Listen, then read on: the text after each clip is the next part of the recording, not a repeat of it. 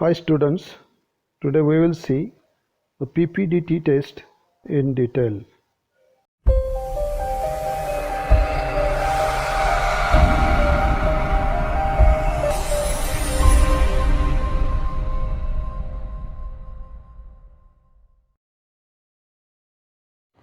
Hello students, welcome to our video series Preparing for NDA.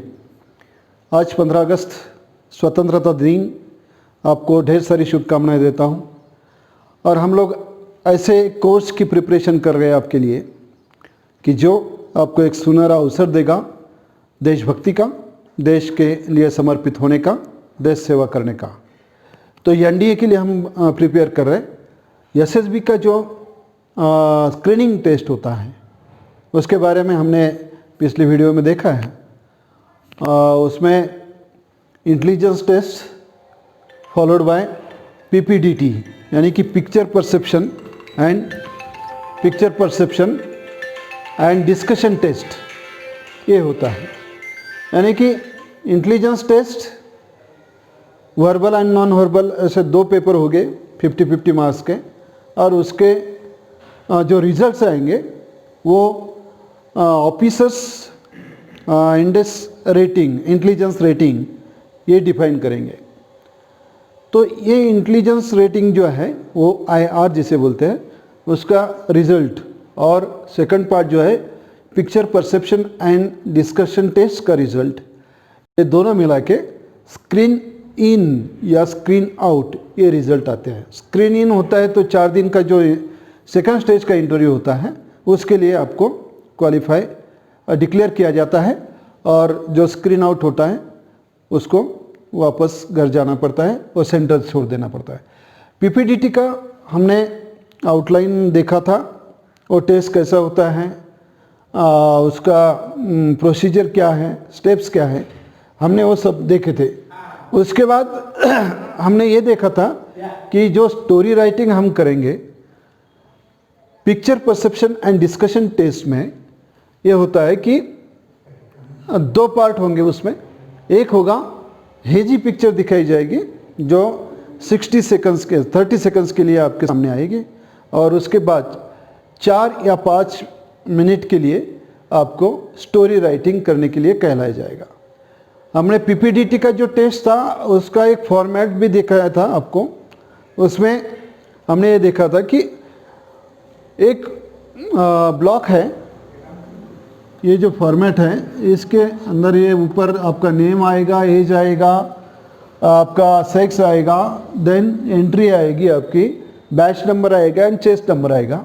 और यहाँ पे एक जो विंडो हमने दिखाई थी वहाँ पे आपने क्या करना है कि जो हेजी पिक्चर दिखाई जाएगी उसके अंदर आपको क्या क्या दिखाई दिया ये लिखना है। यानी कि कैरेक्टर्स कौन से हैं, मेल है, फीमेल है, मेल है तो M लिखना है, या फीमेल के लिए F लिखना है, वो सब बातें हमने बताई थी। आयु लिखना है और उसका मूड भी लिखना है।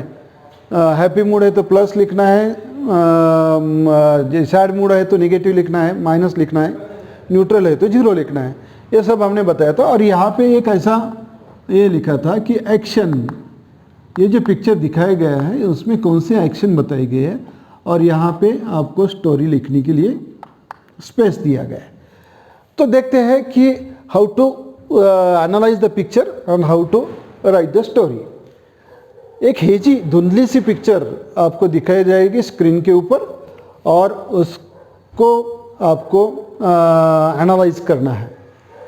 उसमें क्या क्या देखना है, एक तो फर्स्ट बात देखिए कि उस पिक्चर में आपको बैकग्राउंड कौन सी दिखाई दे रही है, रूरल है, अर्बन है, हिली एरिया है, at the bank of river है, या इन द फॉरेस्ट, कुछ भी हो सकता है, वो आपको एनालाइज करना है। उसके बाद कैरेक्टर्स, उसमें एटलीस्ट आपको 3 कैरेक्टर्स फाइंड आउट करने पड़ते हैं। उसमें से एक आपका हीरो होता है जिसे हम मेन कैरेक्टर बोलेंगे, और कम से कम 2 वो सपोर्टिंग कैरेक्टर्स होंगे। वो कुछ भी हो सकते हैं, रिलेटिव्स होंगे, या सोसाइटी के मेंबर होंगे, या फ्रेंड्स होंगे, या तो फिर कलीग्स होंगे, पीयर टीम के मेंबर भी हो सकते हैं, कुछ भी हो सकता है। तो ये आपको फाइंड आउट करना है। इसके बाद ये जो हीरो होता है आपका, उसका सेक्स लिखना है, मेल है फीमेल है, उसकी आयु लिखनी है। ये सब अंदाजन होता है क्योंकि धुंधली सी पिक्चर है। आपके माइंड की पॉजिटिविटी, आपके माइंड के जो रिएक्शन है वो क्या है वो चेक होना है। तो हीरो का आयु लिखो, उसका सेक्स लिखो, उसके बाद उसका मूड कैसा है वो लिखो।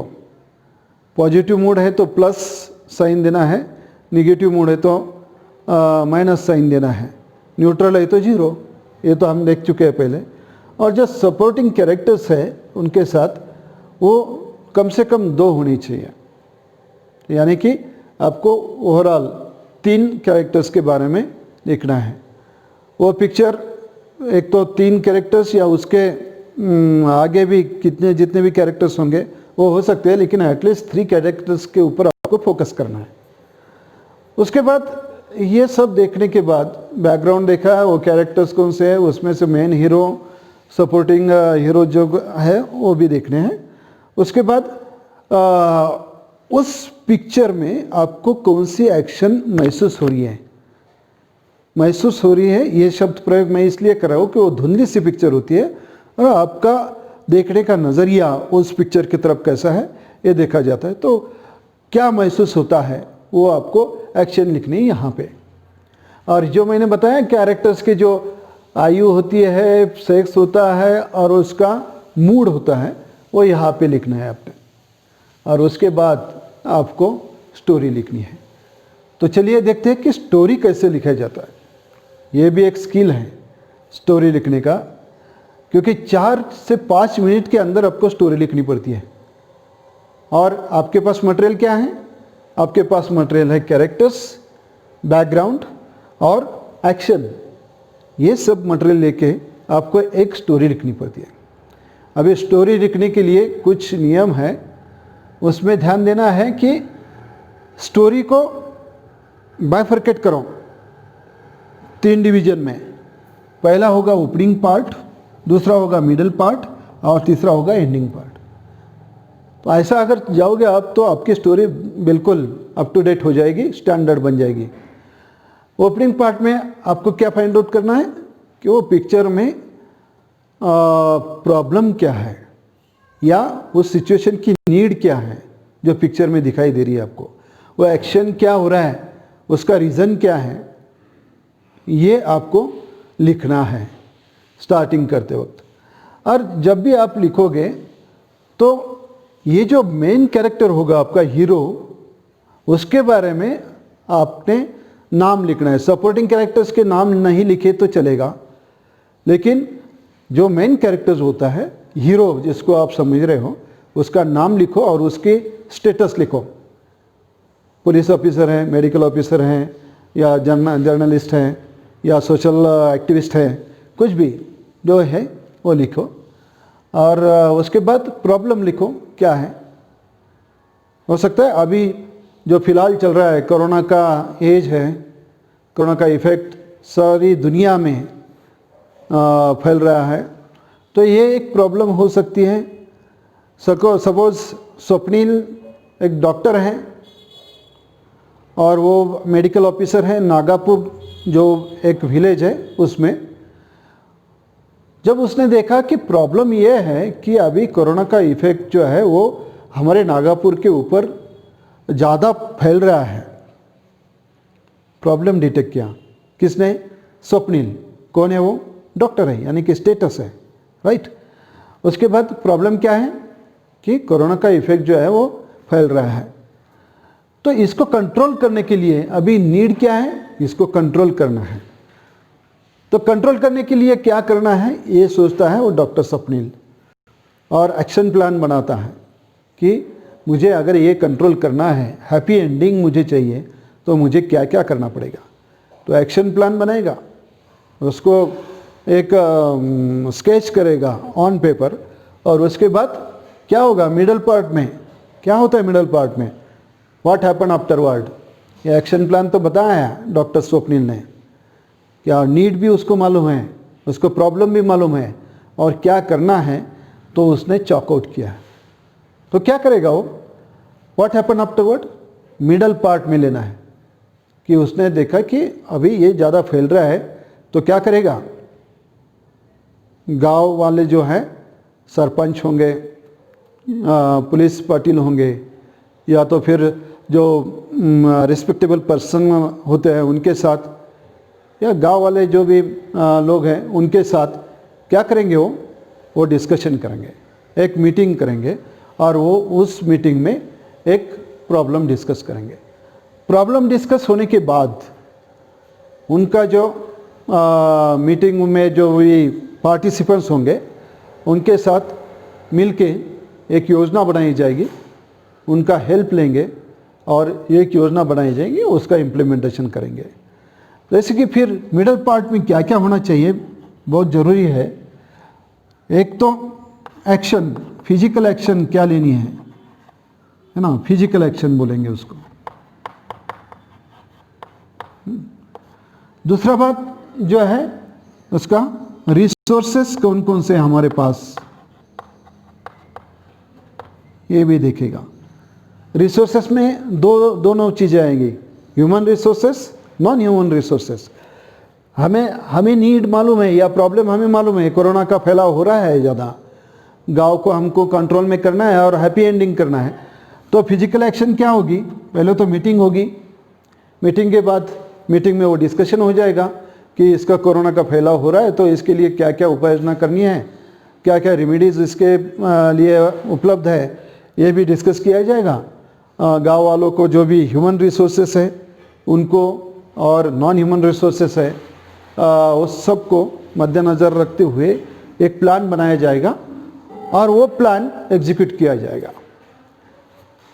जैसे कि फिजिकल एक्शन में क्या, मीटिंग तो हो गई, और दूसरी बात क्या होगा, काउंसलिंग होगा, लोगों का अवेयरनेस प्रोग्राम लिए जाएंगे, अलग अलग माध्यम से, मीडिया के माध्यम से हो या सर्कुलर्स के माध्यम से हो या बैनर्स के माध्यम से हो, ये लिए जाएंगे।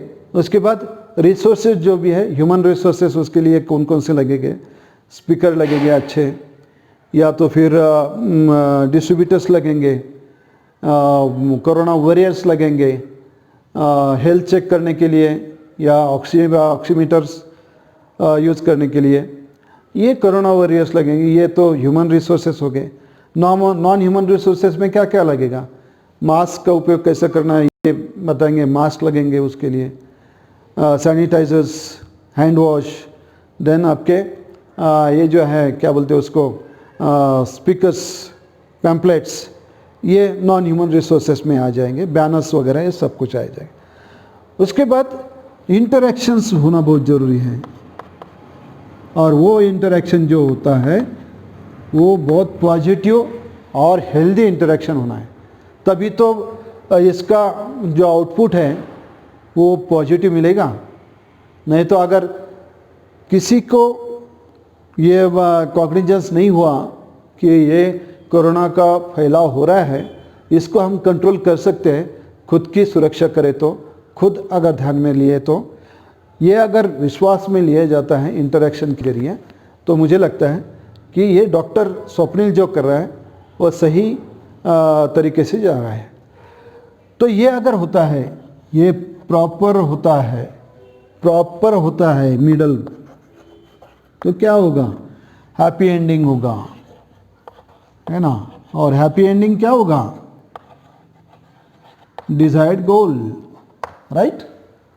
हैप्पी एंडिंग क्या होगा, जो गोल होगा वो सेटिस्फाई होगा। और क्या गोल था डॉक्टर स्वप्निल का as a medical officer, corona का फैलाव हो रहा है नागापुर विलेज में, तो उसको कंट्रोल में कैसा किया जाए, उसके लिए इंटरेक्शंस कैसे कैसे किए जाए, उसके लिए प्लान कैसा चॉकआउट किया जाए और एग्जीक्यूशन कैसे किया जाए, ये सब जो होता है वो हमारे स्टोरी राइटिंग में होना चाहिए। तो क्या होना है, पीपीडीटी क्या होता है, एक्चुअल पीपीडीटी का प्रोसीजर हमने पिछले वीडियो में दिखाया था, और इन डिटेल थोड़ा और जाएंगे कि पिक्चर एनालिसिस कैसा करना है, ये अपने इस पॉइंट के जरिए हमने बताया आपको। उसके बाद स्टोरी राइटिंग कैसे करनी है, ये हमने बताया कि उसको बायफर्केट करिए, opening part, middle part and ending part में। ओपनिंग पार्ट में जो आपका हीरो है उसको नाम दीजिए, उसका स्टेटस भी दीजिए, और उसको क्या करना है, प्रॉब्लम, नीड और रीज़न ये देखना है। वो ओपनिंग पार्ट में आएगा। मिडल पार्ट में क्या एक्शन लिए और जो रिसोर्सेस है उसका यूज़ कैसा किया, human and non human resources, वो भी लिखना है। और एंडिंग पार्ट में कैसा गोल सेटिस्फाई हुआ, हैप्पी एंडिंग कैसा हुआ, वो लिखना है। इसके कुछ निकष है जिसको ध्यान में रखना है व्हाइल राइटिंग द स्टोरी। एक तो स्टोरी का कोई टाइटल देना नहीं है। दूसरी बात, जो स्टोरी लिखी जाएगी एक ही पैराग्राफ में लिखना है, उसके पैराग्राफ्स नहीं करने हैं। तीसरी बात, जो स्टोरी लिखी जाएगी वो पास्ट टेंस में लिखना है, वर्तमान या भविष्य में नहीं लिखना है। और तीसरी बात, स्टोरी जो लिखनी है उसके लिए स्टोरी राइटिंग का जो मीडियम होगा वो इंग्लिश में होना चाहिए। चौथी बात, अगर आपकी वो धुंधली सी पिक्चर आपके माइंड में डिटेक्ट भी कर लिया, एनालाइज भी कर लिया, और वो अगर निगेटिव है तो उसको पॉजिटिव में कन्वर्ट करो और वैसे लिखो। वही तो आपका चेक करेगा पॉजिटिविटी, पॉजिटिव एटीट्यूड। और चौथी बात ये होती है कि जो भी आप स्टोरी लिख रहे हो उसका हीरो का नाम और उसका स्टेटस, पोजीशन जो है वो डिटेक्ट करो। और ये जो हमने बताया था इसकी प्रैक्टिस करो। कोई भी प्रॉब्लम ले लो आप, और ख़ुद को ऐसा हीरो समझ लीजिए कि मैं मेडिकल ऑफिसर हूँ, मैं जर्नलिस्ट हूँ, मैं सोशल एक्टिविस्ट हूँ, मैं कोई लेक्चरर हूँ या प्रिंसिपल हूँ, और एक प्रॉब्लम लेके आपने इसको लिखना है। ठीक है, तो ये होता है पीपीडीटी। बहुत अच्छा टेस्ट है, आपके पर्सनैलिटी को ये 4 चांद लगा देगा। अगर इसकी प्रैक्टिस करोगे आप तो मुझे लगता है कि at the end of the practices you will find your self positive. And यही तो हम चाहते हैं कि पॉजिटिव होना है, क्योंकि आप जिसके लिए प्रिपरेशन कर रहे हैं एनडीए के लिए, ये तो आपको सुनहरा मौका है देशभक्ति के लिए, देश के लिए, देश के प्रति समर्पित होने के लिए। तो चलिए दोस्तों, आज के दिन इतना ही। दूसरे वीडियो के लिए हम लोग चले आएंगे, तो बने रहिए हमारे साथ आरबीपी ट्रिक्स यूट्यूब चैनल के ऊपर। Till then, good bye and have a nice day. Happy independence day. Thank you, thanks a lot.